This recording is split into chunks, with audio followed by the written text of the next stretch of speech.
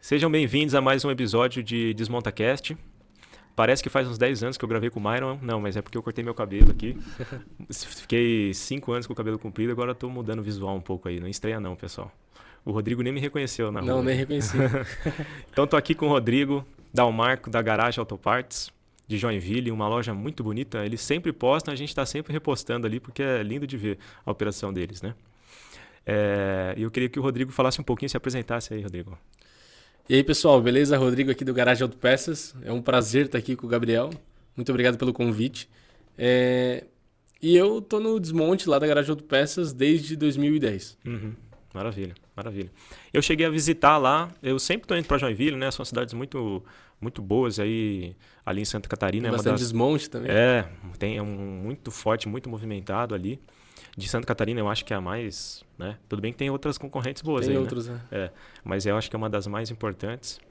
E fui lá na operação de vocês e achei muito interessante que tem uma casa ali no meio e a loja em volta da casa e esse nome garagem, né? Uhum.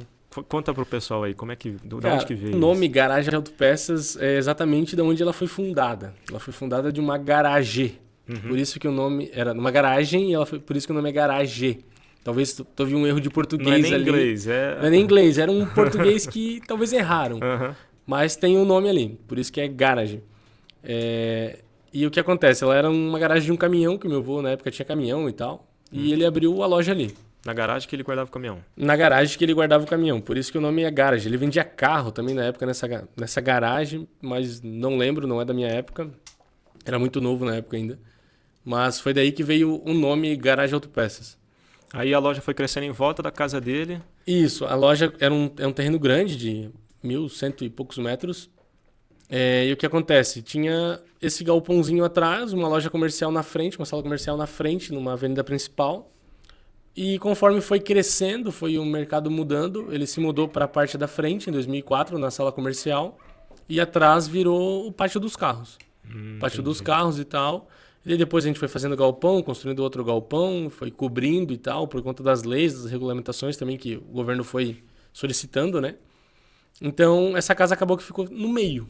Uhum. Ficou bem no meio do... Foi feito um galpão na frente, um do lado, um atrás, e a casa tá cercada. Uhum. Agora a gente tem que...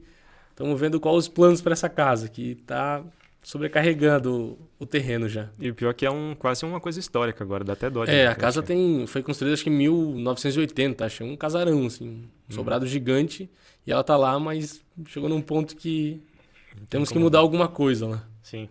E onde é que você entra na história, cara? Cara, eu entro na história em 2010, na história da Garagem Autopeças. Eu sou neto do fundador, o seu Valdir. Uhum. Então a gente sempre foi uma empresa muito familiar. Sempre trabalhou a família. Trabalhava meu tio, minha tia e tal, e eu entrei ali também. E eu entrei em 2010, 7 de março de 2010, para ser mais específico. Se eu não me engano, era uma quinta-feira ainda. Porém, eu comecei ali, eu trabalhava só meio período, outro período eu estudava. E ficava por ali, ia aprender, desmontar. Eu sempre com muita ambição assim de aprender, sabe? Eu queria ser o melhor desmontador. Vai mexer mesmo.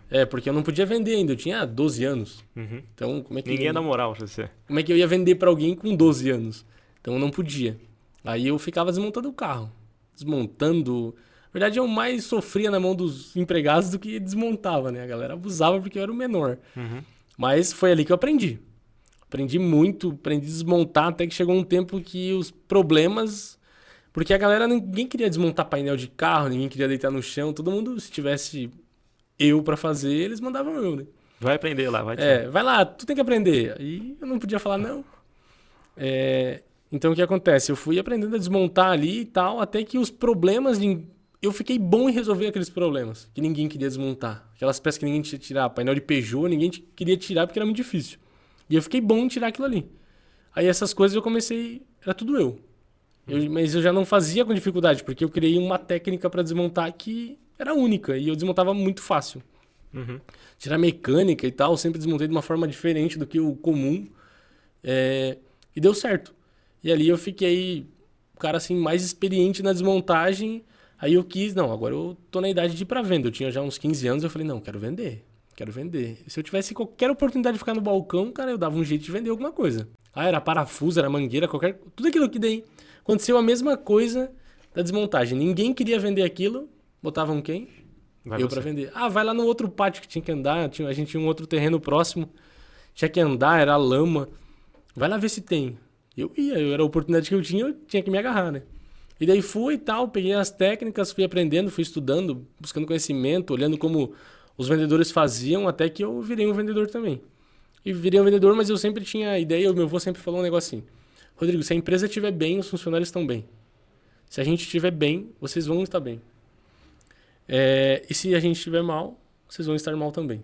Então eu sempre cresci na ideia como aquilo ali fosse meu. Eu tinha o desejo que aquilo ali... eu trabalhava igual para mim. Eu trabalhava para mim, vamos dizer assim, mas é do meu avô, sempre foi dele, mas eu tenho sempre esse desejo assim de não, eu tenho que dar o meu melhor porque eu tô fazendo para mim mesmo. E, cara, eu me dedicava ao máximo, assim. Pudesse trabalhar sábado, domingo, de manhã acordar mais cedo, ir pra loja às 6 horas da manhã, 5 e pouca, como eu também costumo ainda ir. Ficar mais tarde, eu dava o meu melhor, aprender, buscava. Não tinha muito conhecimento na época, né? E a informação era um pouco mais restrita, assim, não tinha tanto. Mas daí eu buscava em outro setor, outra coisa. Ia atrás. Aí fiz um curso no Senai depois de um tempo também. Daí me formei em manutenção automotiva, automobilística, né? Ah, você fez. Me formei ali, virei Deu um aula técnico. pro pessoal? Eu estudei bastante, assim. Eu era o cara chato da sala porque eu perguntava tudo. Eu não O professor ficava não com podia dúvida. errar que você já... Não, eu tava no perguntava ponto. tudo que podia. E eu queria fazer todos os trabalhos que eu queria fazer sozinho, eu tinha que dar um jeito de fazer. E por conta dessa ambição de querer ser uma referência, querer ser bom, mas eu não queria ser bom para mostrar para os outros que eu era bom ou algo assim. Era simplesmente para fazer o melhor. Eu tenho esse comigo que tem que fazer perfeito, assim, né? Antes feito que perfeito, porém, se puder fazer perfeito, faça perfeito. Então eu sempre busquei isso aí. Maravilha, cara.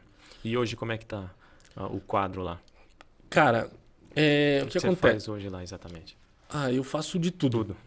Tudo que precisar, o que eu puder fazer, eu tento fazer. Se precisar operar a paleteira, eu opero a paleteira. Se precisar desmontar um carro, igual fazia tempo que eu não desmontava, porém a gente passou por uns problemas dentro da empresa que teve um rapaz que ficou doente, o outro se machucou, um saiu de férias. Cara, umas coisas assim incríveis que aconteceu. É sempre, né, cara? E eu fiquei sem ninguém para desmontar carro. E eu falei, cara, a operação não pode parar. Eu vou desmontar. Passei acho que 2 semanas desmontando o carro. Cara, e daí o que acontece? Com isso, eu acabo vendo as dores daquele lugar que talvez eu já tinha esquecido como era. Por mais que a gente sofisticou muito a área de desmontagem. Tem elevador, tem as bancadas, tem lugar para lavação específico. A gente gourmetizou, assim, deu uma industrializada no desmonte, né? Mas aí, encontrei umas dores que eu não lembrava mais que tinha. Mesmo conversando com os funcionários, talvez eles não quiseram passar isso para mim, ou eles não sentiram essa dor. Mas aí já consegui resolver mais algumas... Melhorou mais? Ajustei mais uns detalhes. Fiz um quadro de organização, onde eu passo os serviços do dia para serem feitos ali, serem efetuados, né? Que às vezes a pessoa ficava me perguntando, o que eu vou fazer hoje? O que eu vou desmontar hoje? O que tem que fazer? Aí fiz um quadro simples e eficiente. Chega lá, tem a data, o que é para fazer, e se está feito ou está aberto ainda. Se tem prioridade ou não tem, e pronto, resolvi um problemaço. A galera chega, já sabe o que tem que fazer e resolver. Não precisa ficar pedindo para fazer aquele carro específico. Mas o meu foco hoje dentro da Garagem de Autopeças, eu ajudo bastante na venda também, prospectar novos clientes. Agora também estou mexendo bastante com a parte do marketing da empresa, divulgar isso para outros, né? Tô tentando também ajudar a passar esse meu conhecimento, não só meu, mas da empresa, da minha tia que também trabalha lá, que também faz parte da gestão, do meu avô, toda essa nossa experiência para novos desmontes também. Sim. Sabe, essa galera nova que está querendo investir ou que herdou do pai, alguma coisa assim, mas tá meio ainda não sabe como fazer. Tô tentando ajudar esse pessoal também, postando lá no Instagram, sabe, fazendo essa parte. Que é melhorando o setor de forma geral. As pessoas que não conhecem bem o nosso segmento ficam mais tranquilas de comprar com a gente. Isso, cria uma confiança, né? Passa uma confiabilidade do setor do desmonte que por muito tempo foi muito criminalizado.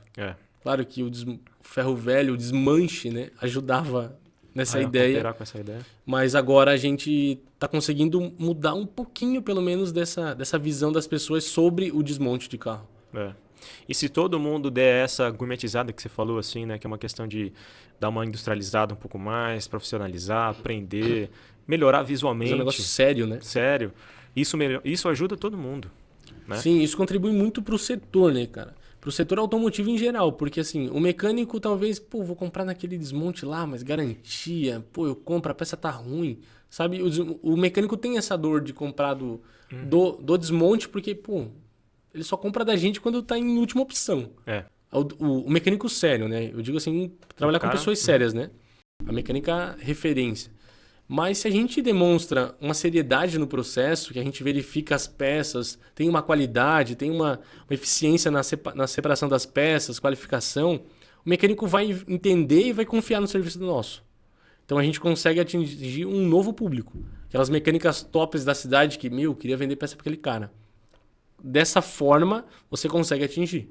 Por exemplo, a gente tem casos que a gente vende para concessionária. É casos específicos? São, mas está aumentando. Tenho confiança, né? Tenha confiança. Tem concessionárias lá em Joinville que, primeira opção de desmonte, elas ligam para nós.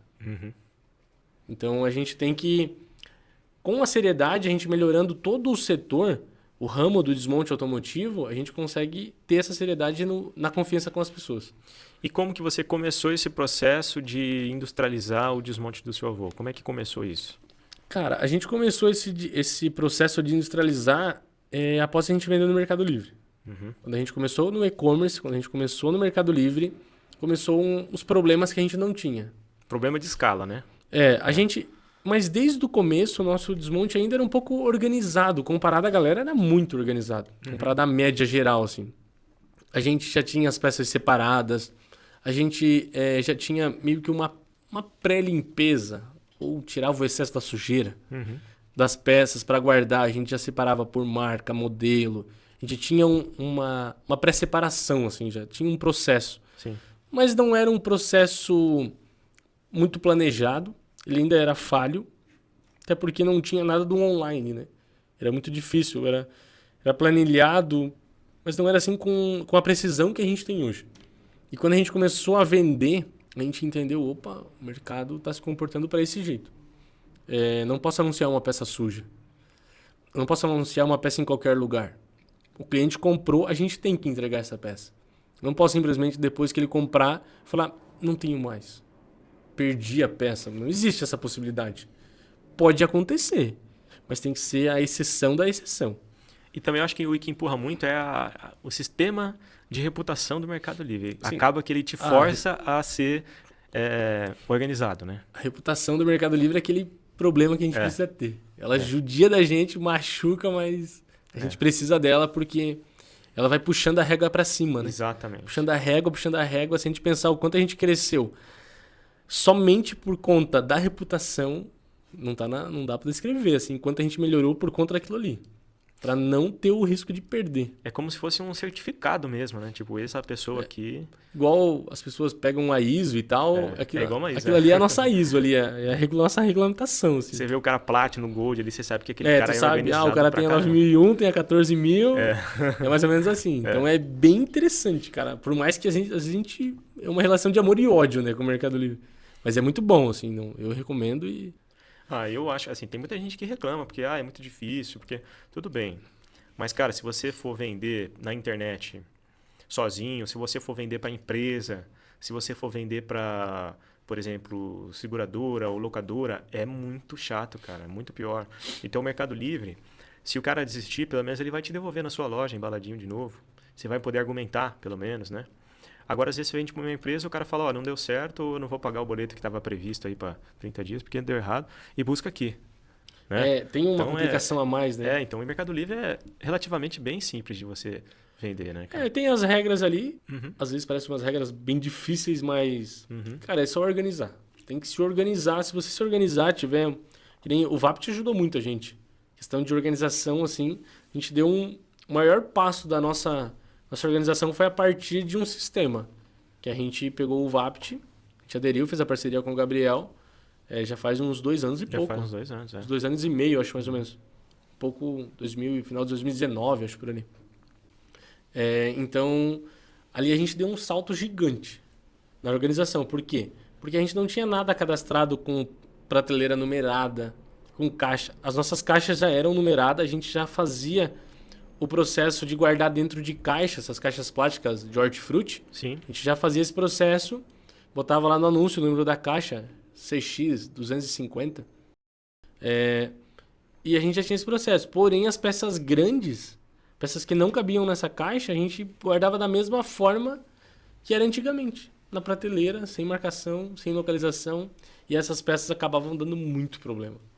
Dava muito problema mesmo, porque vendia no balcão, pegava a peça, não sabia onde estava. Porque assim, quando você guarda todas as peças aí junto, aí eu sei que está lá naquele corredor, eu vou lá, pego a peça, não porque eu procurei e sei onde é que está, porque tu procurou lá na prateleira. Tu olhou, essa peça aqui mesmo que o cliente quer, leva, e aí pode acontecer muito erro de tu entregar pro cara, pro cliente, e não tirar o anúncio. Tem nota fiscal, tudo, mas como não é integrado, Ou tirar o esquece. anúncio errado também. Ou tira o anúncio errado, porque tem 10 pinças de freio do HB20 lá. Aí tu tirou uma, qual das 10? Porque tu não tem nada marcando, nada identificando a peça. E o seu cliente lá no Mercado Livre vai saber que aquela que você mandou para ele não é a que você anunciou. Ele vai saber. Ele vai saber. Ele vai saber porque tem as fotos, tem o código, tem fabricação, tem o lote. Então, ele vai, de alguma forma, se ele quiser, ele descobre. Então, e hoje a gente preza muito, assim, as fotos têm que ser as fotos reais do produto. Pode remover o fundo, pode, uma foto bonita, com certeza, porém as fotos têm que ser reais do produto. A gente não anuncia uma peça geral e manda várias peças naquele anúncio ali. Não, se a gente vendeu aquela peça, para anunciar outra peça, a gente bate foto tudo novamente. A gente bate foto novamente, faz um outro anúncio para não ter perigo de, eu queria aquela peça da foto. Às vezes aquela ali tinha um parafuso ali que tava precisando. Exatamente. Aí não tem esse risco assim, porque às vezes o cara toma uma reclamação de VARD que não era necessária. Mas não por culpa do cliente, porque o cliente olhou, eu quero essa peça da foto. Que ali tinha um parafuso, igual tu falou, tinha a travinha, esse pininho era maior. Cara, assim, tu não consegue... se tu mandar uma outra peça, o cliente esperava por aquilo ali. Aí, imagina a gente comprando uma peça no Mercado Livre, qualquer lugar. Qualquer coisa. Tu compra uma camisa vermelha, chega uma camisa vermelha com uma gola azul. Mas é igual, é vermelha. Não, mas eu queria porque ali tem tal coisa. E é a mesma coisa com a peça. A gente tem que entender que são pessoas do outro lado, né? Eu acho que é um sintoma do segmento de usados, em geral. O cara tem ali uma cadeira de escritório, tem 2 dessa. E você mandou a foto dessa daqui. Ele vai querer essa daqui. Exatamente. Porque o usado tem as suas condições, né? Por ser usado, né? Então, que nem um carro. Às vezes, a gente compra sucata no leilão, sucata 2020. Tem sucata 2020 com 600 quilômetros ainda e tem sucata 2020 com 90 mil quilômetros. É uma porta de um Corolla 2020. É tudo igual? Não. Uma tem 1.000 quilômetros, a outra tem 90 mil. Uma porta talvez não tenha tanta diferença, mas um cubo de roda tem. Então a gente tem que... Por isso que a gente sempre bota os dados específicos daquela peça e manda a peça da foto. Bom, aqui a gente tá com umas imagens lá da garagem mesmo, né? Pra gente comentar um pouquinho. Então ali já dá pra ver que tem a localização da prateleira e do pallet e os motores embaladinhos ali, né? Como é que... Isso. A gente preza pela qualidade do produto, né? Todos os motores que a gente faz o anúncio, a gente faz uma limpeza dessas peças, uma higienização, né? Os motores são... tem motores que são lavados, tem motores que são só limpos, depende... porque é muito específico, né? Tem motor que tu pode molhar, tem motor que não pode. Por conta de entrar água para dentro e tal. Então, mas todos os motores são higienizados o máximo possível. E após serem feitas as fotos do anúncio, a gente faz o cadastramento assim que desmonta do carro, né? Fez as fotos, a gente embala todos os motores num plástico filme. Para ficar certinho, não pegar poeira, não pegar sujeira. Vai que um motor do pallet de cima tá vazando um óleo, alguma coisa assim. Por mais que a gente tira todo o óleo do carro, a hora que o carro entra na fila de desmontagem, a gente coloca no elevador, faz toda essa descontaminação do carro. Mas às vezes pode ficar alguma coisinha e tal. Acontece, né? E pinga no motor, o motor que tá limpo. Daí depois você vai ter que limpar de novo esse motor para mandar pro cliente. Não vai mandar um motor manchado de óleo. Entendeu? Então a gente plastifica porque, vazou um pouquinho, corta o plástico, bota outro plástico e pronto. Aí a gente criou esses pallets, né? Um pallet que a gente mesmo fez para a prateleira que a gente criou também. A gente cinta certinho para não ter perigo de cair o motor e tal. Então ali dá pra ver que é G2, Prateleira 4, né? Isso. PL2, que é o que? É o É andar? o pallet. Pallet 2, A2. É o andar que é Andar. esse andar do pallet. É De cima galpão vai 2 ser ali. A3, por exemplo. É. Isso, é G2 de galpão. Galpão 2, prateleira 4. A prateleira 4 dentro do galpão 2. Porque tem mais prateleiras 4 na Em outros empresa, lugares, né? tipo no G1, né? Isso, no G1, no G3. É pallet 2, que é Tem o o pallet segundo... 1 do lado dele Isso, o pallet 1 tá na esquerda, o pallet 2 na direita. e o andar. E o andar é o andar do porta-pallet, no caso, né? Da prateleira. Então, aí, o pessoal que não usa o Vapt, por exemplo, né? Pode ser que eles tenham dificuldade de entender. Por isso que você, por exemplo, e outras empresas conseguem vender 40 peças por dia sem se atrapalhar. Que Isso. ele vai dar exatamente a posição daquela peça que foi Exatamente. vendida. Ali também eu marco o pallet com a mesma localização da prateleira. Para que quando a gente tira esse pallet, às vezes vender o motor ou tal, quer conferir alguma coisa, sabe aonde tem que guardar de novo. Porque senão eu teria que ver a peça que está no pallet para saber onde é que vai. Então eu já simplifiquei essa assim. parte para ficar visualmente também, para o cara não ter que pegar o celular, conferir certinho. Ah, sim. Assim tu já tá visualmente, só bota pro lugar. E hoje você desmonta todos os carros que você compra, 100%. Sim, todos os carros não são desmontados na hora, mas eles entram numa fila de espera. Essa fila de espera é por ordem de chegada, porém pode alterar, né? Tipo, o cliente veio, comprou essa frente desse carro, eu preciso desmontar. Então eu já boto ele no elevador e desmonta ele, espero entrar na vaga, no caso, né? Bota ele prioridade e a próxima vaga que sobrar do elevador, ele entra esse carro, no caso, né? Por exemplo, você tem um carro que está lá na fila para ser desmontado. Aí o cara, eu preciso da frente inteira, eu preciso na mecânica toda. Tem gente que vai parar a desmontagem. Não, o cliente vai esperar. Vai esperar, né? A não ser que o cliente veio de outra cidade, chegou ali na hora, seja assim uma exceção. Mas em condições normais, o cliente vai esperar. A gente tem a fila de espera, já sabe... Como a gente já tem o processo muito bem definido, a gente sabe o tempo que leva cada carro. Esse carro aqui vai demorar 2 dias. Esse carro aqui é um carro mais complexo, vai demorar 3 dias e meio. Então a gente sabe exatamente como funciona.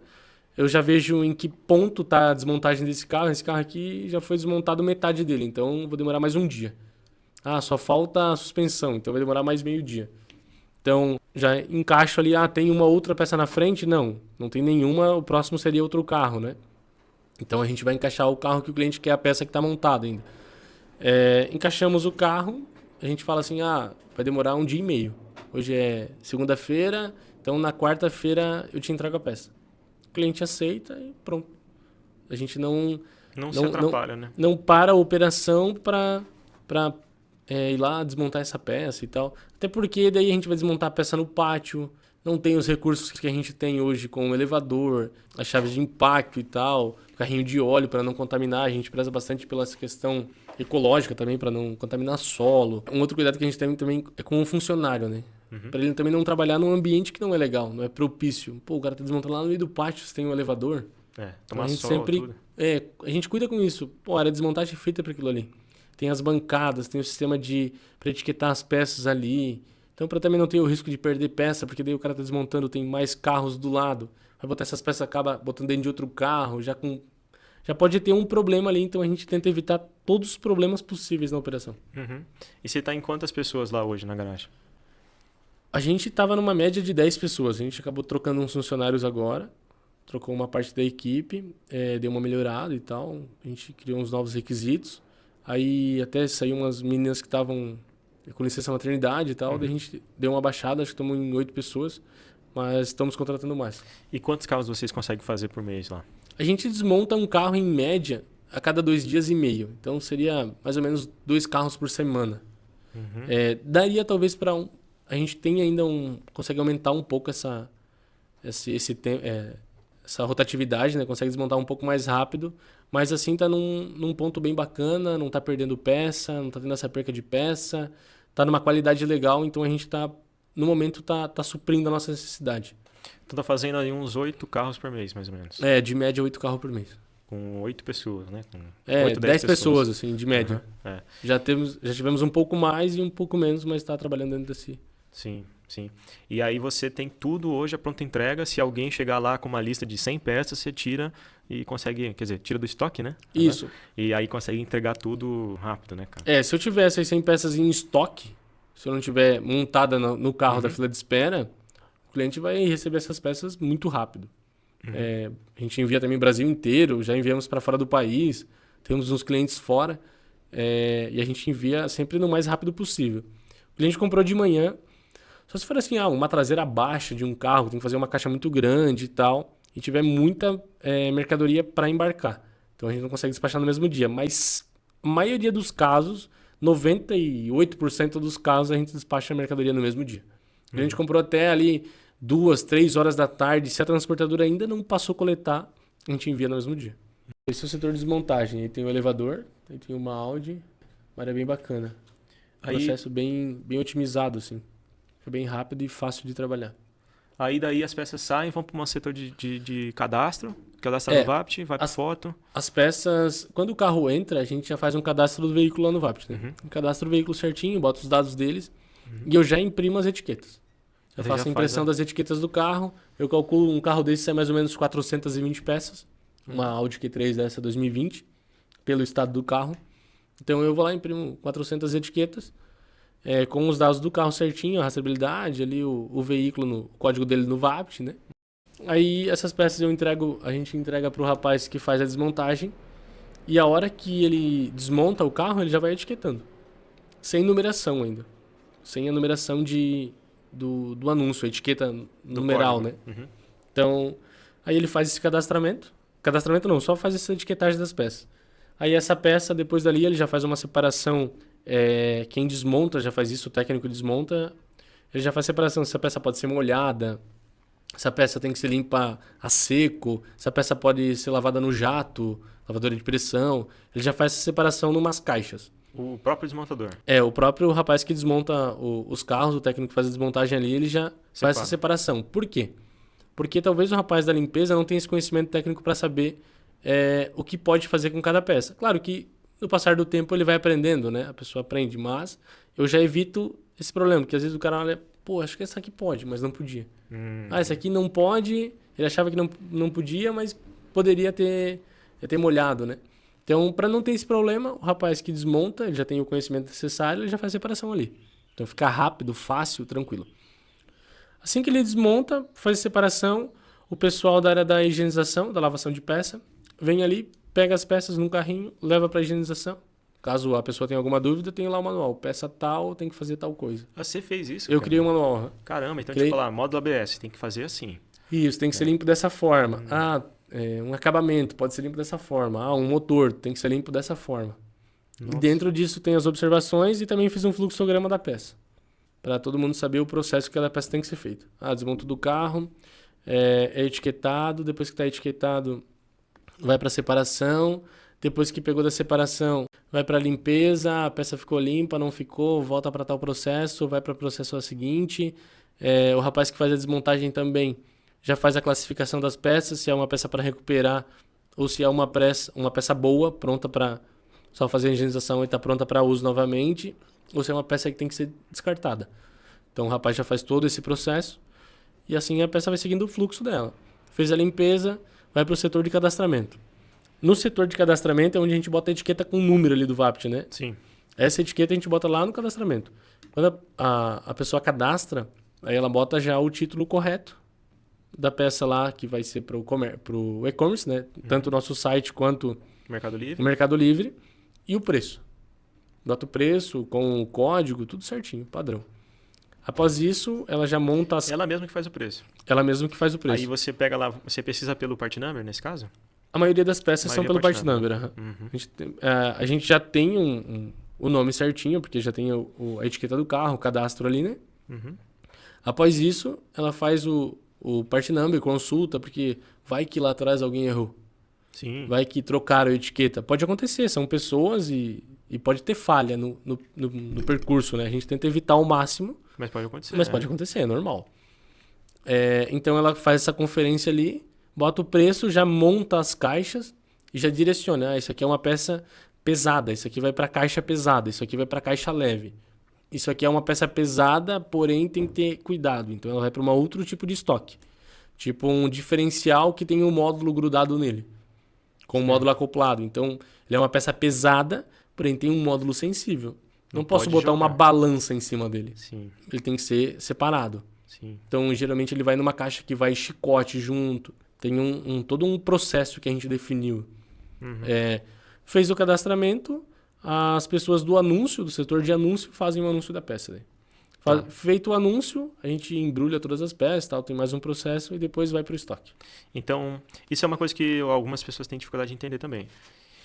Você não separa por marca, você não separa por tipo, alternador com alternador, arranque com arranque.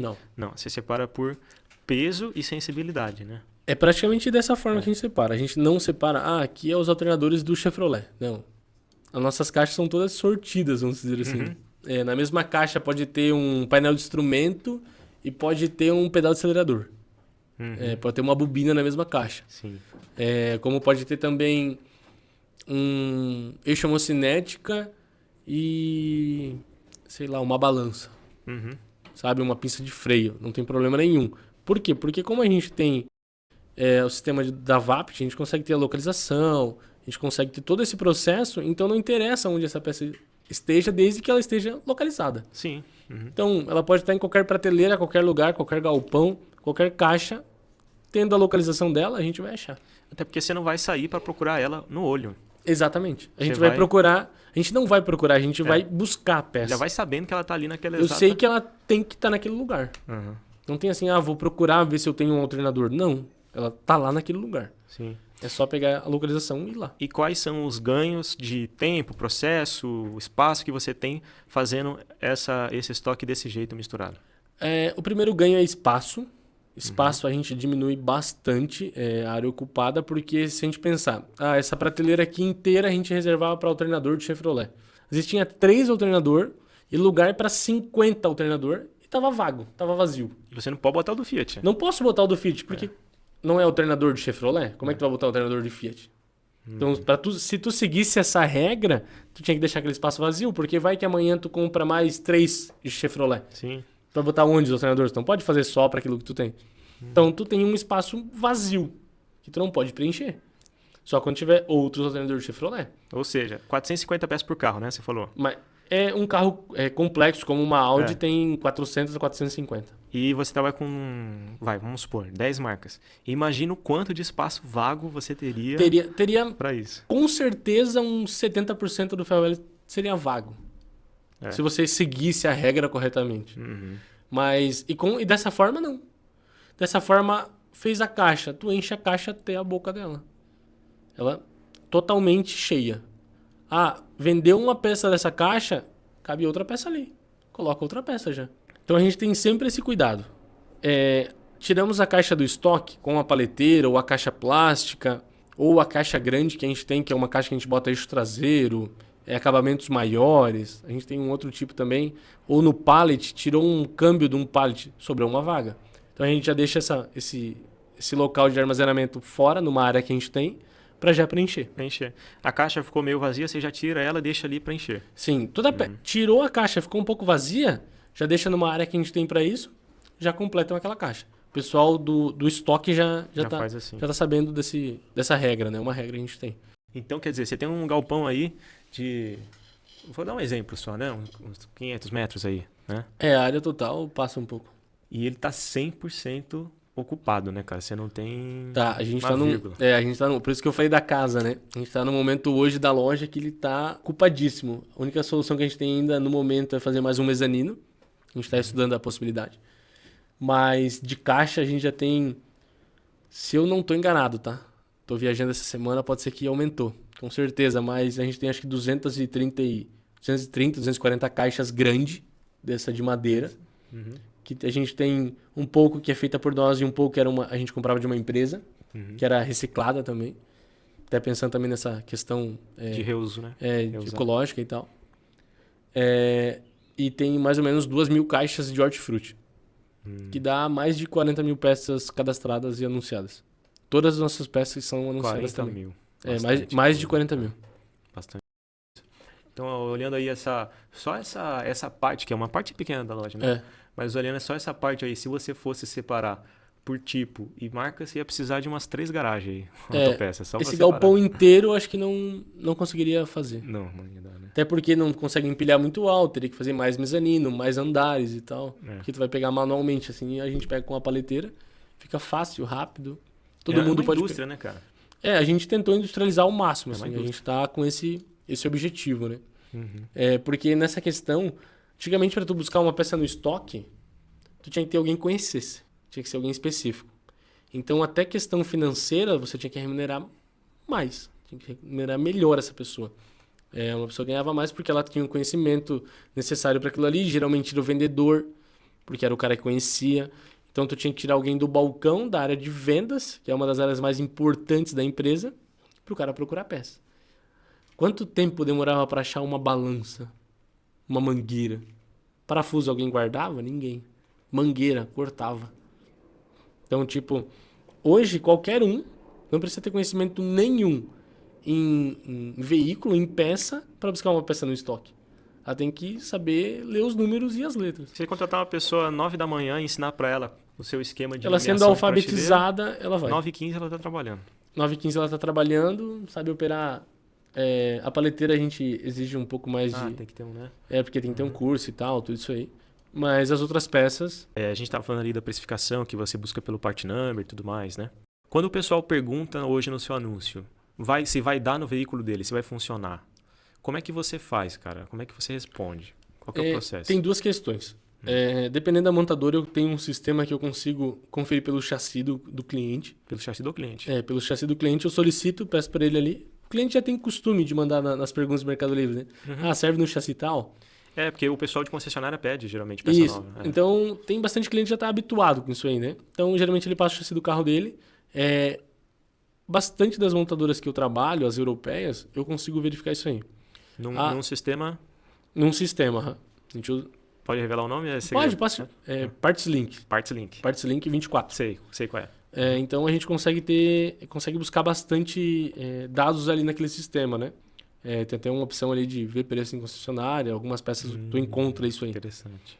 Mas não é um sistema ainda que abrange todas as peças que a gente precisa. Não tem 100% da frota, né? Não tem. Carro americano tem muito pouco. Honda, Toyota, não tem nada. E os Chery, os chineses ali também não existe. Então, a gente tem uma deficiência, tem uma dor aí no mercado quanto a isso. Mas daí ali eu já consigo conferir o part number e tal. As peças têm numeração, o part number. A maioria das peças tem algumas peças que não tem. Mas então a gente tenta conferir sempre com o cliente. Verifique a sua peça. Em últimos casos, compara a foto. Se não for uma peça, tipo um módulo que é dentro o que muda ela, o software e tal, né? Mas peça mecânica, peça de lataria, em últimos casos, vai comparar a foto. Mas daí essa responsabilidade é do cliente. Porque eu não tô vendo a peça dele, ele tá vendo a minha. Sim. Então você coloca o chassi, aí ele explode o part number da peça do cliente. Isso, a gente entra dentro do carro do cliente e vai lá na seção que tá a peça, é um eixo de comando. Então tu vai lá, tem a categoria ali, igual a categoria do Mercado Livre de anunciar, mais ou menos assim. Tu acha lá e vai dar o part number da peça do carro do cliente. E aí, se for diferente, uma vírgula, você já disse que não vai dar certo? Como é que é? Não, porque ali tem algumas opções que ela diz a atualização da peça. Lá muda... o supersídio que o pessoal chama, né? Isso, a atualização. Essa peça era final A, porém agora ela veio a atualização final C. Mas Então, é a mesma coisa? É a mesma peça. Serve igual, no caso. Tem a mesma versão e tal. Só é uma atualização porque talvez a final A tinha um defeito lá. Foi feito um recal, vamos dizer assim, da peça. Que massa. Então aí ele também dá ali os outros part numbers que se trocam, dá certo também. Isso, exatamente. Então tem esse macete aí pra dizer se vai dar ou não vai dar. Mas ainda não é um negócio que te resolve. Não é algo assim que não... Definitivamente em todos porque os casos. falta alguma coisa, né? Uhum. Então, se tivesse um sistema um pouco mais complexo, assim... É que também tem questão das montadoras, elas não querem passar... Não vão passar isso pra gente. São os dados difíceis de encontrar, né? Tem toda uma questão por trás disso. E aí, então, isso faz com que você tenha que, obrigatoriamente, no seu processo de cadastro, colocar part number em todas as peças, né? Sim, eu tento colocar o máximo de informações possíveis. Vamos lá. Motor de arranque Audi 1.4 TFSI. Audi Q3 1.4 TFSI 2020. Certo. E eu nunca coloco que ela... Eu sei que ele dá desde o 2014 até o 2023. Eu sei disso. Porém, eu nunca coloco porque tem alguns casos que tem um específico no meio. Então, eu coloco 2020. O cliente tem um pouco... ele quer comprar para 2018, ele compara a foto, compara o part number. Pergunta. Porque daí a gente também tira um pouco da nossa responsabilidade. Porque quando tu diz que a peça é da 2014 a 2020, ela tem que servir em todas 2014 a 2020. Então a gente pega essa responsabilidade para nós que não é necessário. Então a gente também faz dessa forma. Coloca sempre o ano específico do carro. O carro é ano 2020, modelo 2021, é sempre pelo modelo daí, né? Modelo 21. Tá. E hoje quem responde as perguntas lá é uma pessoa que entende muito, ou você já consegue deixar uma pessoa que não entende tanto assim para responder? Eu já consigo deixar uma pessoa que não entende tanto, mas entende também, tem que ter um conhecimento, né? Senão o cliente... Porque tem muitas peças que elas compartilham peça entre carros. A mesma peça de um Celta dá num Corsa, que pode dar numa Montana, que pode dar num Agile, por exemplo. Então, se o cliente perguntar, essa peça do Corsa dá no Agile, se a pessoa não tiver um mínimo de conhecimento, vai dizer que não, pois é diferente. Mas a gente... e as perguntas que vêm mais específicas, mais técnicas, eles sempre me procuram, caso eles não saibam. Não consegue. Entendi. Que acontece, né? Um motor, alguma coisa mais específica, assim. E aí também você tem vendedores de WhatsApp, balcão, que vai pegando interessados que vêm do seu site, por exemplo. Isso, exatamente. Até o cara vem no Mercado Livre, olha o nosso nome lá embaixo e tal, os dados do vendedor, acaba nos buscando também. Então a gente tem vendedores de WhatsApp, pois o balcão na nossa região diminuiu bastante. Eu acho que é meio geral, viu, cara? Talvez algumas cidades bem pro interior mesmo, que Joinville já é bem grande já. Já é uma cidade grande. Mas talvez lá mais pro interior, cidades pequenas ainda tenha, mas... Pode ser que São o balcão Paulo... ainda seja forte, mas no nosso lugar, o cara vem no balcão, após ele ver a peça no Mercado Livre, no site, ou conversar com a gente no WhatsApp.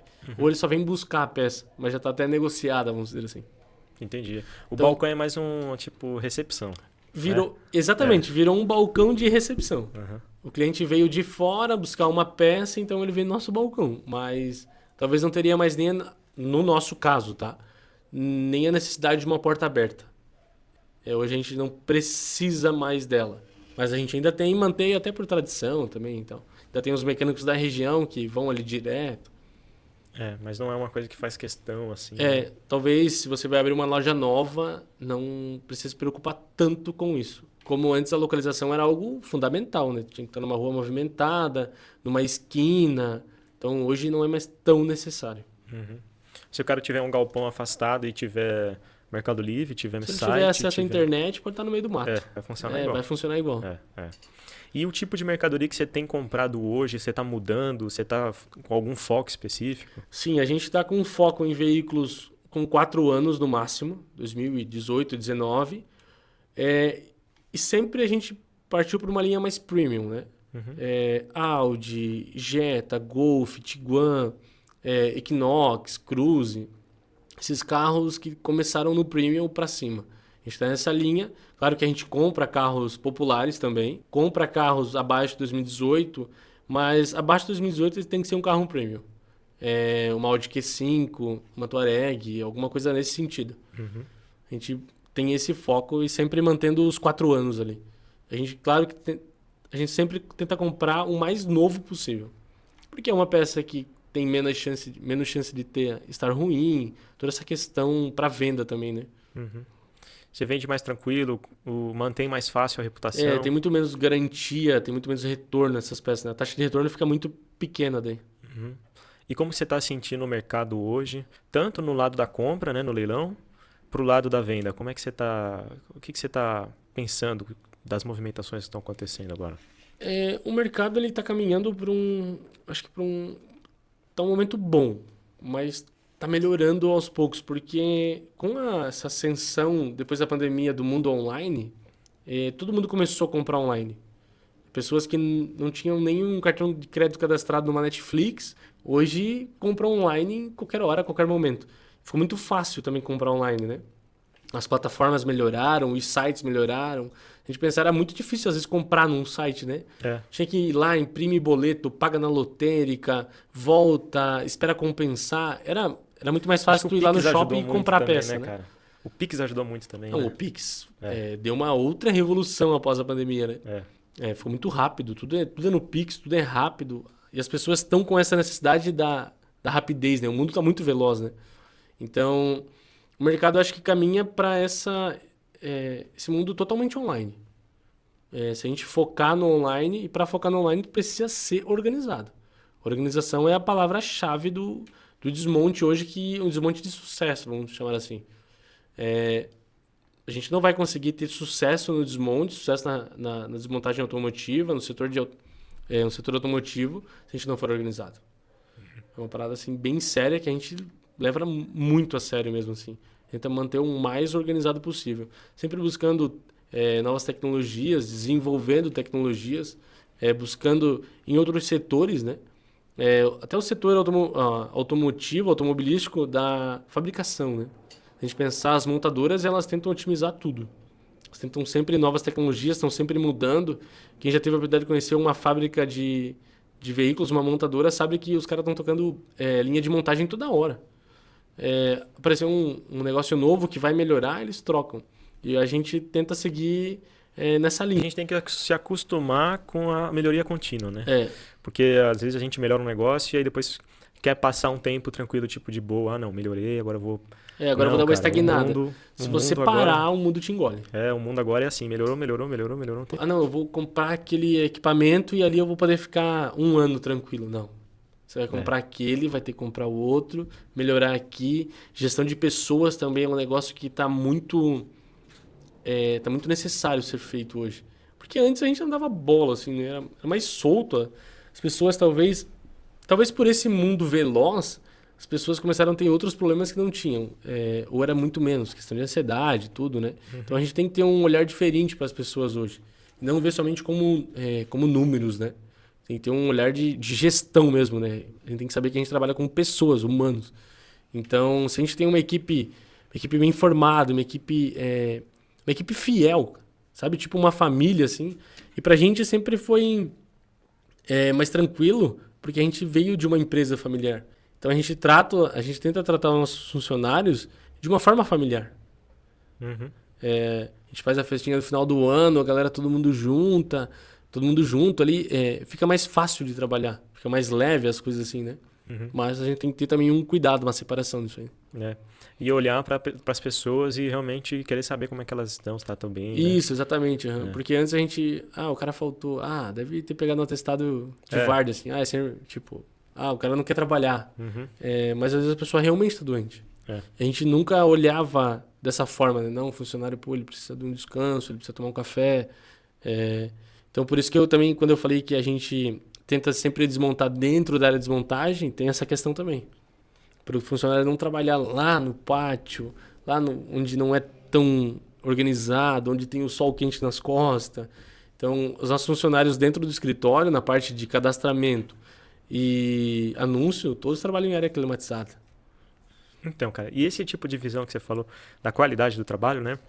Eu acho que o pessoal que trabalha moda antiga até hoje, ou antigamente também, a gente só contratava as pessoas que tinham dificuldade de arrumar outros empregos, porque era muito ruim de trabalhar de verdade, banheiro sujo, graxa e né, você sabe.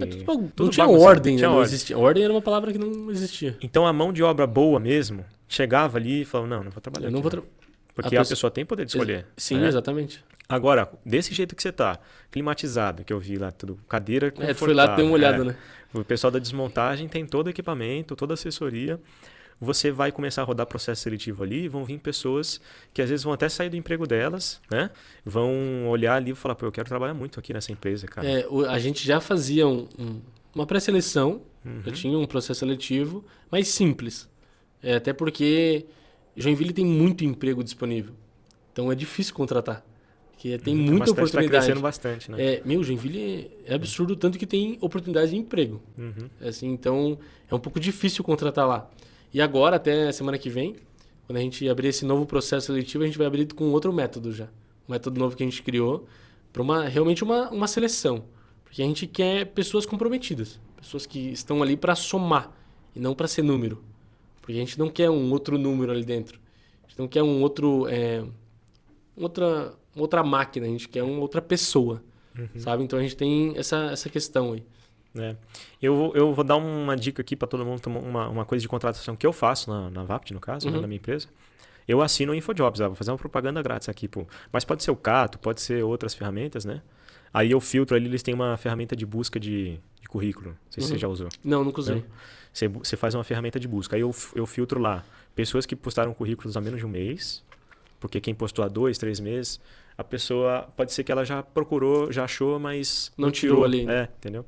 Então eu filtro lá um mês, filtro exatamente o perfil que eu estou procurando, a idade, a formação, o curso. Sim. Mando uma mensagem em massa, marcando uma entrevista num determinado horário, presencialmente. Né? Então mando mensagem lá para 100 pessoas. Caramba. Só que das 100 vai vir 15, é normal. Normal, faz parte, padrão. Aí você entrevista 15 ali, cara. Aí você tem várias opções para escolher. Se eu tô precisando de uma, eu contrato 2. Se eu tô precisando de 3, eu contrato 4. Fica ali 3 meses, escolho as pessoas que eu achei que deu mais certo. Contrato assim, entendeu? E até a questão da contratação, às vezes a gente olha assim, pô, o cara ficou uma semana e foi embora. Tem gente que sabe. Mas assim, não tem problema. Não tem problema. Ela decidiu não trabalhar ali. Exatamente, porque assim, a pessoa vem. Todo mundo tem uma visão sobre algo antes de fazer aquilo. Sim. E tudo que tu tem uma visão sobre, ela muda a partir do momento que tu faz. Mesmo que você conhece, que você tem conhecimento na área, mas a partir do momento que você aplica aquilo ali, tá vivendo, tuas visões podem mudar. Pode mudar. Para melhor, para pior, pode desejar mais ou desejar menos. Então a pessoa vem, ela trabalha uma semana. A gente sempre faz um teste mesmo, um teste de 3 dias, e depois entra no período de experiência, né? Porque a gente tem que ver se a gente gosta da pessoa, não da pessoa em si, mas do serviço que ela está realizando e tal, né? Se é uma pessoa legal para trabalhar, porque ninguém merece trabalhar num lugar complicado, aquela energia ruim, né? Então a gente sempre faz essa seleção e a pessoa vê se ela se adapta àquele lugar também. Porque vai que ela pensava que era um tipo de anúncio, ela faz uma outra função, ou outra coisa que não era aquilo que ela esperava, que a gente queria expectativa. Então acaba não ficando muito legal. Então a gente já faz aqueles 3 dias de teste mesmo, a pessoa vai, a gente contrata, tem o processo de contratação, tudo, né? Porque documento, né? Documentação, exame, tudo, porque ela está entrando na tua empresa, então tem que ser dessa forma. A gente não coloca ninguém para dentro sem o processo de contratação, mas a gente faz os 3 primeiros dias realmente como teste. A pessoa testa, não, eu gostei, eu quero ficar. A gente gostou, a gente quer que ela fique, beleza, agora a gente faz o processo de experiência ali, que é de 3 meses, 45 mais 45, padrão, acho que as pessoas fazem assim, né? Aí nesses 3 meses são 3 meses avaliativos, né? A gente avalia comportamento, relacionamento em grupo, o processo de trabalho, se é uma pessoa que está ali simplesmente pelo salário dela ou se está ali por se identificou com a coisa, com o trabalho, né? Porque assim, tem muita pessoa que vem trabalhar com a gente e, cara, em 2 semanas ela te dá uma dica ou te dá uma ideia, talvez tu não pensou muito tempo. Entendeu? Por quê? E uma pessoa que vem dando ideias pra ti é muito legal. Por mais que talvez na hora assim, talvez tenha um pouquinho de ego, assim, não vou fazer isso aí. Não é legal. Mas só da iniciativa? Só da iniciativa, essa pessoa tá buscando mudança, tá buscando melhoria. Igual quando uma pessoa vem falar pra gente assim, um funcionário nosso, pô, vou começar a fazer tal curso. Cara, eu fico assim, sabe, o coração assim se enche de alegria mesmo, porque o cara tá buscando diferença. Tá tentando... Porque o conhecimento é a única coisa que é tua, né? Meu avô me disse isso aí uma vez quando eu comecei a estudar, que eu nunca mais tirei. Conhecimento é a única coisa que ninguém pode te tirar. É teu. Então, quando a pessoa busca conhecimento, mas ela foi fazer um curso de gastronomia. Alguma coisa ela vai aprender que vai aplicar aqui. Então, é sempre interessante, assim. Só da pessoa buscar um esforço mental, né? Sair da zona de conforto, né? Então, já mostra que ela tem apetite, né, cara? Exatamente. A gente tenta valorizar bastante isso aí. Eu queria puxar um assunto agora também, sobre uma das coisas que é bem gargalo para muita gente que já faz venda online, né? Que sempre dá problema, que é o setor de embalagem. Que pode trocar a peça na hora de embalar. Meu Deus. Trocar nota, né? Trocar etiqueta no Mercado Livre. Pode embalar de uma forma que vai danificar no envio, né, cara? Como é que é os seus processos? Você tem um processo bem definido, um guiazinho de como trabalhar com o setor de embalagem? Sim, a gente não tem... Isso é uma área que a gente não tem em papel, vamos dizer assim, um fluxograma da embalagem. Até eu estou fazendo fluxograma da empresa inteira, mas ainda não fiz dessa parte, né? Mas quem embala é uma pessoa que faz o cadastramento. Então, ela já tem um conhecimento sobre peça. É uma pessoa que ela começou fazendo anúncio quando eu ainda cadastrava a peça, uma pessoa que já está há bastante tempo com a gente. E ela participou de muitas mudanças, então ela tem bastante conhecimento. Ou o meu avô também, ele gosta muito de embalar, cara. Ah, ele faz lá. Ele vai às vezes 5 e pouca da manhã para a loja, verifica lá o que vendeu no Vapt, busca as peças e embala. Ele tem prazer naquilo ali. E tá tudo bem, é dele. Chega a ser até engraçado, assim. Quando vê, ele fica pirado em embalar peça, cara. É engraçado. Mas, então, a gente tem muito pouco problema com a questão de embalagem. O que acontece? Quando a peça tem uma etiqueta do Vapt. Certo. A localização, a numeração dela. O que a gente faz? A gente buscou essa peça no estoque, a gente deixa um papel que é escrito, ou a gente imprime lá do Vapt a lista da venda. Vendas online, né? Isso, a gente coloca o nome e a etiqueta do Vapt naquela peça quando a gente buscou no estoque. Daí ela fica ali para embalar. A pessoa embalou, escreve na caixa ou cola com uma fita aquele papel. Tá. Que tá o nome da peça e a etiqueta do Vapt. Então, quem vem para colar a etiqueta do envio, é só ler. Ela lê ali, tá com o celular na mão, confere. A gente sempre tenta fazer assim umas 2, 3 conferências em todos os processos. Processo de cadastramento, confere se a peça não está quebrada, se a peça está limpa. Processo do anúncio, confere se não está quebrado e não está limpo. Quem estoca a peça, que faz a embalagem dela no plástico filme, igual o motor lá, faz essa mesma coisa. Confere se não está quebrado, se ela está limpa, tudo certinho. E a embalagem é o mesmo processo. A pessoa sempre vai conferindo. A pessoa vai embalar aquilo que outra pessoa buscou. Geralmente a pessoa que busca já embala. A pessoa que pega no estoque a peça que vendeu, já embala também. Mas faz uma conferência novamente. Isso aqui é a peça que vendeu? Tá correto? Não, tá correto. A etiqueta é correta, é um alternador. Show de bola, embala. Porque pode acontecer, a etiqueta caiu dentro da caixa, foi em outra peça. Pode acontecer. É pouco esse erro, é pouquíssimos, acontece muito pouco. Mas pode acontecer. Então, eu não lembro, pra te falar a verdade, a última vez que a gente mandou uma peça trocada. Já faz bastante tempo. Cara, eu não lembro. Sério mesmo. Sei lá, mais de um ano, acho. Eu não tenho recordação de quando foi essa última vez. Então, só pra ter ideia, e a gente vende bastante. Então, a gente sempre faz esse processo de conferência. E se a gente confere, já pega o erro ali, a gente já anota que teve um erro para melhorar o processo, alguma coisa assim, estudar alguma coisa sobre, mas para não mandar essa peça errada. Que a gente coloca muito no lugar do cliente. Pô, tô aqui lá em Manaus, atravessou o Brasil a peça para chegar, demorou 7 dias, 15 dias. Se é uma peça que vai para transportadora, demora, depende do lugar, 35 dias. Porque é muito longe, localização, logística é difícil. Chega lá, peça trocada, peça com defeito, peça ruim. Você coloca no lugar do cliente. É péssimo, né, cara? Sabe? É uma sensação horrível. Experiência horrível. O cara vai querer comprar contigo de novo? O cliente vai querer te dar essa chance que ele te deu de comprar contigo novamente? Não. Vai ser a última das últimas opções. E não é isso que a gente quer. A gente quer clientes fiéis, clientes que comprem conosco. Ele precisou de uma peça, ele vai lembrar. Garagem Autopeças. Pô, comprei com a garagem lá. Pô, os caras foram super atenciosos, muito rápidos. A peça chegou correta, a peça chegou boa, botei no carro, perfeito. É isso que o cliente quer. É isso que todo mundo que compra um produto quer. Sim. Então a gente sempre se coloca no lugar do cliente, né? Então a gente tem sempre esse processo assim. A embalagem mesmo é a área que a gente mais confere. Porque que quebrou no armazenamento. E na questão, cara, de assim, o farol tem que embalar de um jeito, né? Sim. Uma bandeja tem que embalar de outro.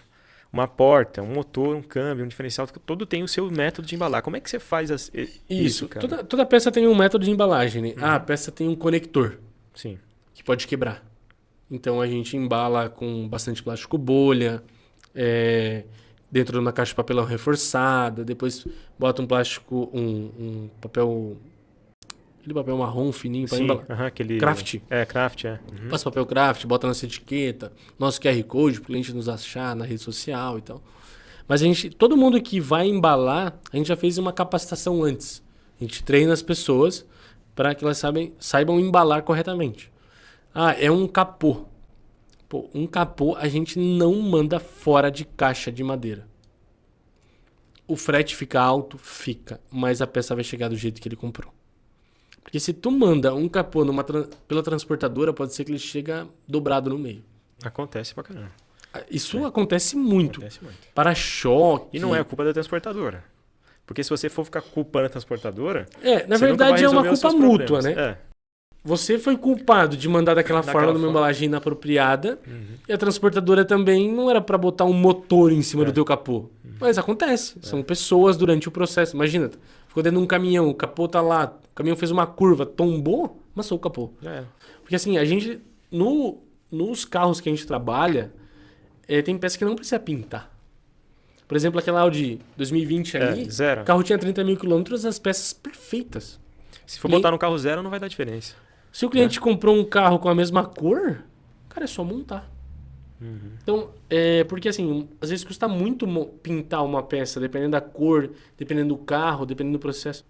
Então, fica muito mais barato o cliente comprar, talvez ele pague até um pouco mais caro que uma peça vermelha, mas o carro dele é verde, ele comprar uma peça verde. Que ele economiza na pintura e tal, e os clientes têm essa prioridade. Até a questão depois, tu olha, a peça tinha a mesma cor, tudo certinho, né? Não fica... Descascou um pouquinho, não aparece um vermelho embaixo. Então a gente cuida na embalagem para não danificar.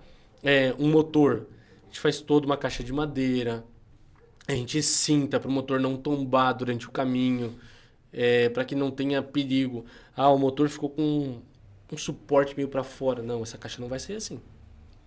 Refaz a caixa, o motor sempre bem travado no pallet, a gente cria tipo um pallet, já bota um suporte para a transportadora carregar com empilhadeira, com paleteira, pensando também na facilidade dos processos para frente. Por exemplo, a gente manda uma traseira abaixo de um carro. É gigante. Um trambolho enorme. Então a gente faz um pallet nela. A gente carrega já no caminhão transportadora com a empilhadeira ou com a paleteira. Por que a gente tem esse cuidado? Porque facilita para a transportadora. A transportadora não vai tratar o nosso produto de qualquer jeito. Por mais que a gente tenha uma seleção de transportadora bem rigorosa. A gente restringe muito a transportadora. Se a gente teve um problema com aquela transportadora, a gente só vai mandar por ela se não tiver outra forma de chegar esse produto no cliente. É mais barato. Não vamos mandar por ela. Deu algum problema. Problemas que eu digo assim, problemas que tem um culpado, sabe? Sim. Tipo, a transportadora amassou. Perdeu a peça. Quebrou a caixa de direção no meio. Entendi. Entendeu? Um problema assim. Não, aconteceu de... danificou alguma coisa, daí a gente olha o danificado. Não, realmente foi erro nosso ou alguma coisa assim. Mas a gente sempre tem esse processo bem rigoroso com a transportadora. Porque a gente está pagando por um serviço, então a gente preza que esse serviço seja feito da melhor forma, né? E pelo que eu entendi, vocês prezam pela qualidade sempre, né? Um custo assim, o cliente vai pagar mais, mas vocês também estão vendendo peças premium, né? E a qualidade é a decisão sempre, né? Sim, a gente preza pela qualidade. Tanto quando a gente faz a compra de um carro, alguns lugares, alguns leilões mostram quilometragem e tal. A gente tenta sempre buscar a menor quilometragem. Não que a quilometragem é um fator essencial para a qualidade do veículo, porque tem carros com 100 mil quilômetros melhores do que carros com 40 mil. Sim. O carro de 100 mil, o cara fez todas as manutenção certinho, preventiva, corretiva, e o carro de 40 mil, o cara nunca trocou óleo. Vai comprar um motor de 100 revisado ou de 40 aqui? Não.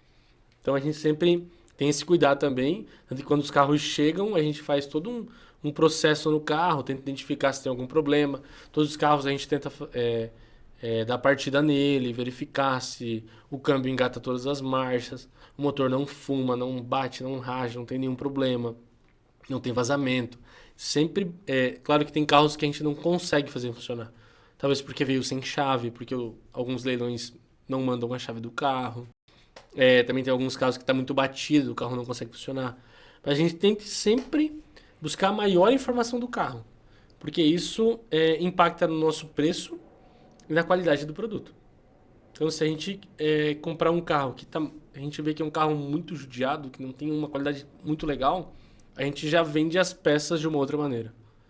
Sempre a gente informa, esse carro aqui, esse motor eu tirei de um carro que eu não tenho histórico dele. Eu não invento quilometragem do motor. Sou muito... a gente tenta sempre ser muito transparente com o cliente. Sim. Ah, esse carro aqui tava com 40 mil quilômetros, então ele tava com 40 mil. Uhum. Ah, e um carro 2021, Rodrigo? Não tem problema. Ele tava com 40 mil, o cliente vai saber que ele tá com 40 mil. Ah, esse carro aqui tava... Não... Pô, é um carro 2021, cara. Zero. Olha... Quando a gente olha um carro, a gente sabe mais ou menos a quilometragem que esse carro tava.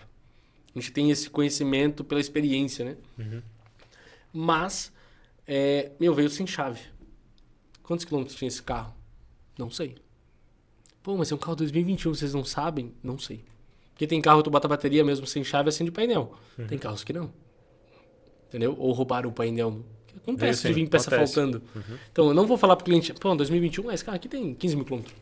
Não, esse carro aqui... Meu amigo, eu não sei. Essa informação eu não tenho. Tento sempre explicar o que aconteceu, como era o carro, a gente bate foto de todos os carros.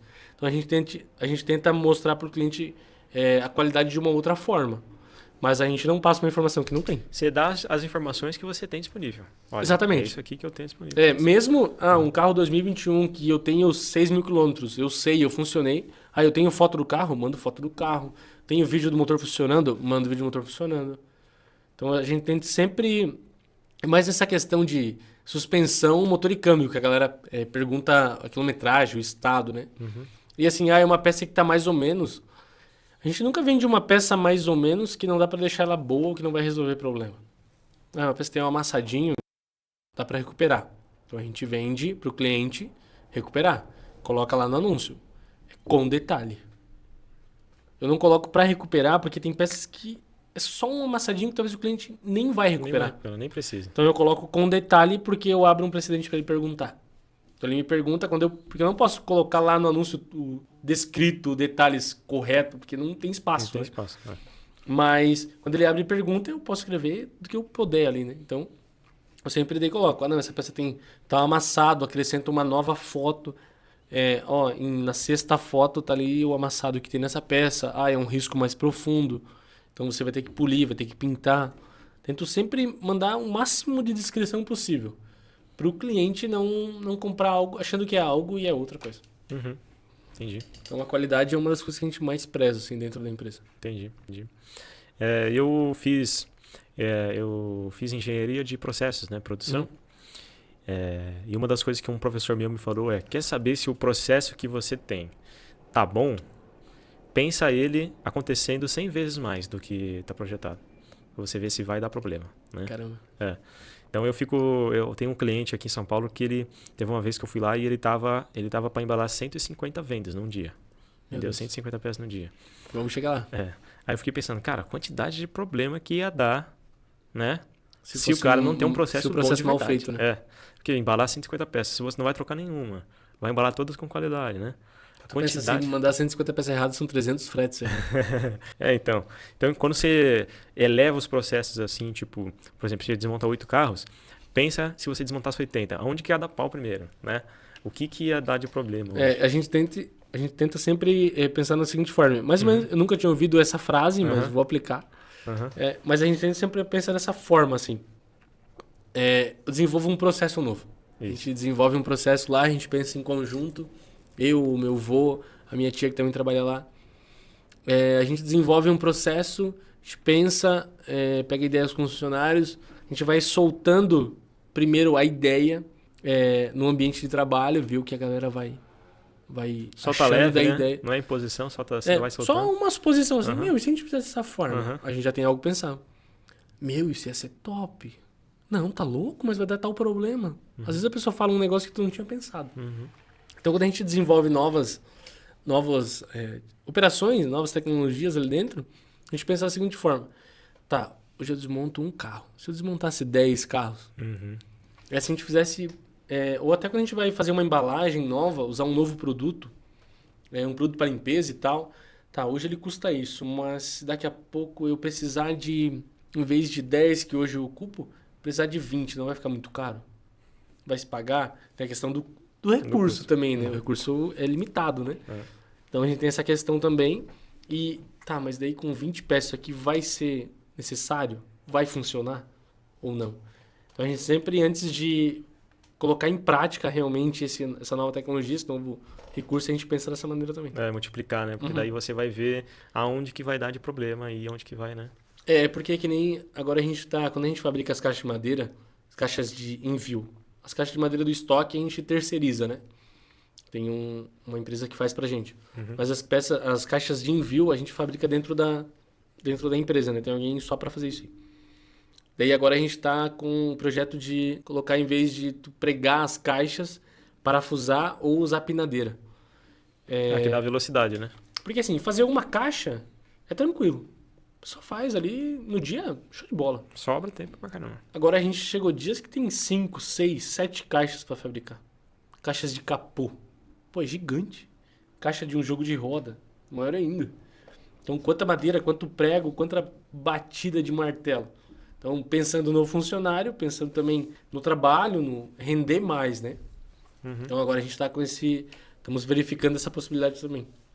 Quais que são os próximos passos, assim, pro futuro que você quer mexer lá dentro, cara? Os próximos passos é uma nova era de armazenagem, novo estoque. Mais espaço para guardar? Mais espaço e mais tecnológico também. E mais bem dimensionado, assim. Que a gente está usando outras ferramentas para estocar de uma forma um pouco melhor ainda. Otimizando mais o espaço que tem. Também mexer um pouco na área de desmontagem. Colocar mais uma vaga para desmontagem. Para alterar o processo que a gente faz. A gente desmonta um carro por vez. E a gente quer desmontar 2 carros por vez. Então a gente está alterando o layout também da área de desmontagem. Melhorando um pouco ela. Também a questão toda de captação de água da empresa. Usar a água da chuva. A gente já está implantando. Isso é bom. Já começamos, questão ecológica, sustentabilidade. Então a gente pensa muito nisso aí. É uma das coisas que nos move também dentro do desmonte, é a reciclagem. Um mundo melhor para todos, né? Então, esses são um dos nossos passos que a gente está para um futuro próximo, assim. Para um futuro longo, para um futuro distante, assim, ajudar mais pessoas a melhorar o sistema, melhorar o ramo, melhorar o setor automotivo de desmonte. Sim. Porque daí a gente consegue subir todos. Para a gente ir para um próximo passo, eu acredito que a gente tem que pegar as pessoas que estão um degrau abaixo ainda e subir elas. Subir elas para o nosso mesmo degrau. Pessoas que ainda não têm a tecnologia implantada, vamos ajudar essas pessoas a implantarem essa tecnologia. Que a gente passa mais confiabilidade para as pessoas, a gente passa mais confiabilidade para os mecânicos, a gente passa serviço de uma outra forma. Que a gente já está mudando, mas ainda não chegamos... nem todo mundo ainda tem coragem de comprar uma peça em desmonte. Porque as pessoas, antigamente, tinha que ser maluco para comprar uma peça em desmonte. Então, hoje no desmonte, a gente mudou um pouco isso aí já, né? Com pessoas sérias no mercado, nós da garagem, tem bastante pessoas, vocês que estão da VAPT, ajudando, auxiliando nessa melhoria, estão somando bastante.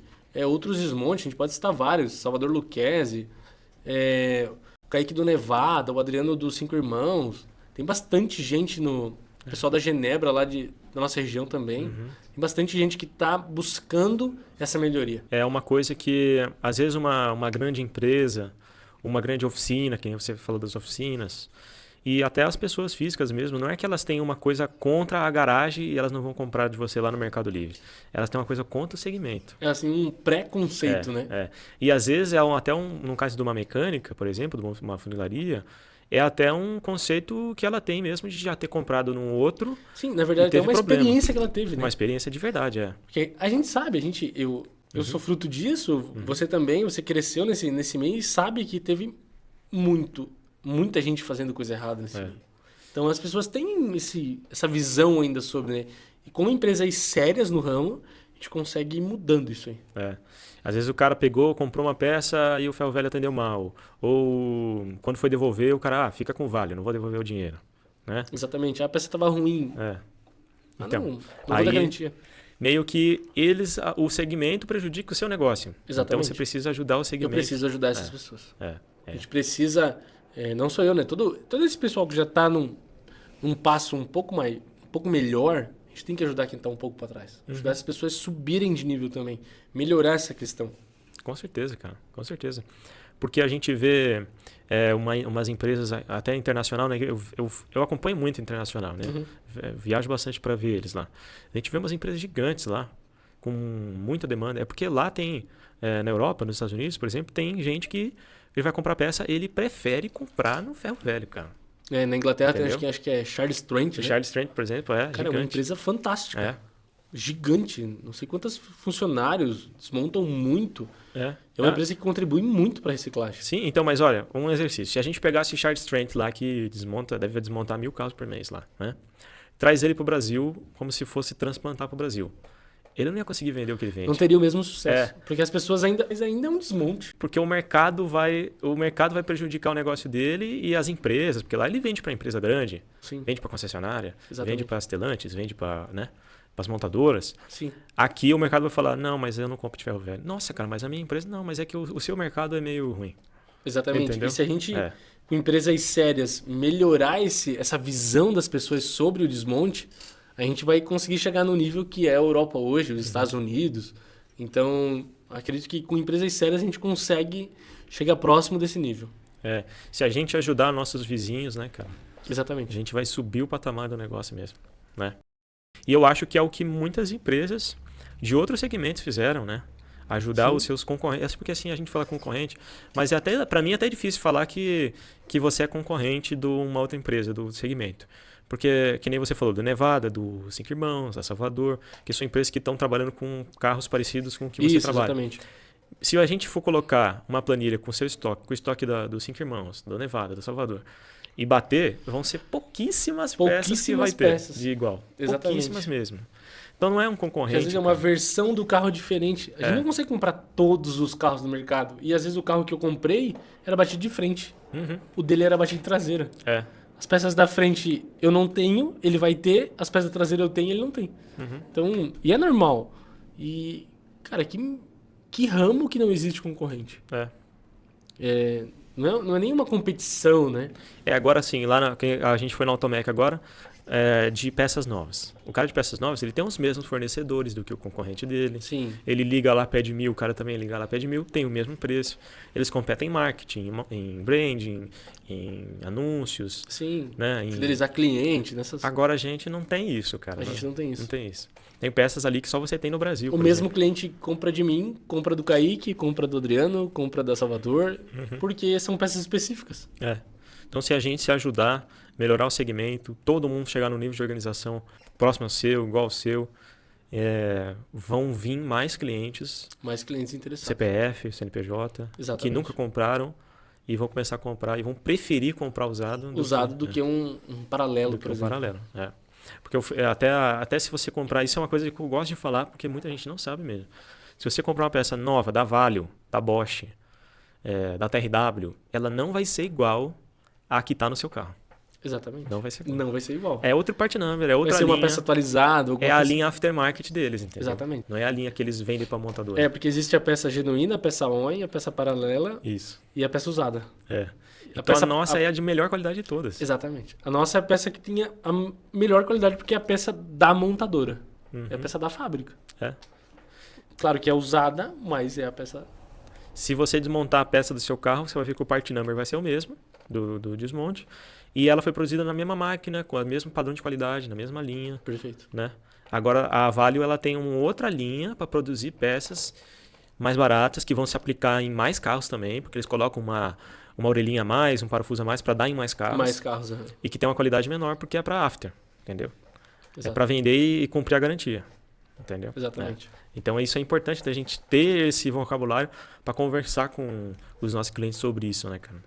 Por isso que empresas sérias são necessárias. Exatamente. E a gente tem um mercado muito grande que vai crescer porque o reuso, o recondicionamento também, que a gente também às vezes faz isso, né? É o futuro, porque a gente não consegue mais ficar produzindo. Não consegue jogar tudo fora, você tem que reciclar. E o reciclar, você ir lá fundir a peça novamente, tem um gasto de energia. Um impacto menor no ambiente do que fabricar uma peça do zero.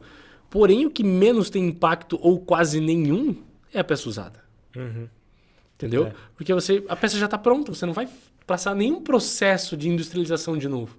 Não vai fundir a peça novamente, ter esse problema. Não, a peça está pronta. Só pegar daqui e botar ali. Aquela Audi que você mostrou aqui, que a gente mostrou. O alternador dela rodou 3 anos. Foi produzido, teve um gasto de energia, poluiu. E agora ela andou 3 anos na Audi. Aí você vai tirar, vai vender para um cara que vai rodar 10. Depois, um outro desmonte vai comprar esse carro batido ou de outra forma, fim de vida. Vai tirar seu alternador, vai vender para um outro cara que vai ter uma Audi daqui 20 anos e vai rodar mais 20 anos. Sim. Então o negócio, cara, né? Recicla, não recicla uma vez só, negócio, né? Recicla essa vez agora, na próxima que o próximo carro bateu, der problema. Então, tipo, quanto carbono tu deixou de emitir? Exatamente. Quanta poluição deixou de ser feita com a reutilização das peças? Exatamente. Bem interessante. E aqui a gente tem em São Paulo aquela etiquetinha verde, né? Do Detran. Santa Catarina não tem. A gente compra carro que tá com a etiquetinha verde já, entendeu? E a desmonta tá a etiqueta verde. Engraçado, lá eu compro bastante carro em São Paulo, né? A gente compra bastante carro aqui e vem com etiqueta pra gente também. A gente já pegou casos. É a segunda vez que tá sendo recolocado. Então, 2 reciclagens aí. Exatamente. Bom, cara, a conversa é muito boa, viu? É fantástico o conhecimento que você tem. Tenho certeza que o pessoal vai estar com o caderno cheio aí já de anotação da conversa. Eu agradeço muito pela sua eu que agradeço tempo, a oportunidade de colocar também aquilo que a gente pensa, aquilo que a gente tem de conhecimento, ajudando pessoas, né? Nossa missão é servir pessoas. Então, de alguma forma, vendendo peça ou passando nosso conhecimento, ajudando de alguma forma. Muito obrigado pela oportunidade mesmo. A gente tá junto, a gente conversa bastante, então uma parceria bem bacana. E vamos fazer mais parcerias, vamos estar junto para melhorar o setor.